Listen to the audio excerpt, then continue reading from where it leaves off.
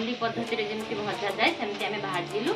भाजी सारी आम बनईकि रखीदेलु सब स्पेशल मुढ़ी आई सब जिनिस पत्र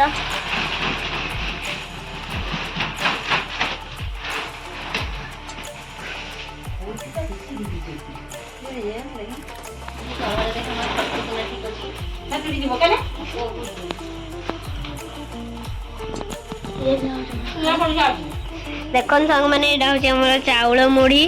तो चलो ना हमर मधु मैडम को पचारिया केमती आइची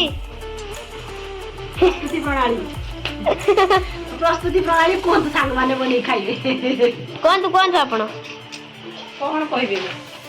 कोन केमिति बनैले से हळदी मुढ़ी चाउल को हळदी देकी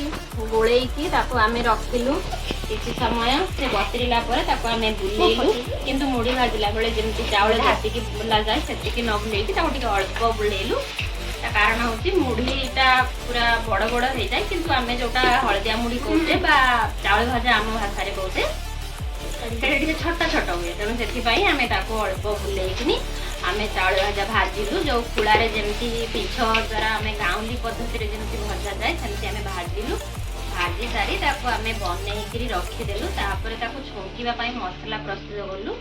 मसला जमी करा जाए आपण माने माछ झोल बा मांस झोल जमी बनाती सेमती मसला करा जाए प्याज अदा रसुण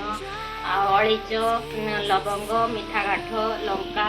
हलदी जमी देकी मसला तैयारी करा जाए सेमती मसला तैयारी हम एवं से मसला जो आपणकर हम से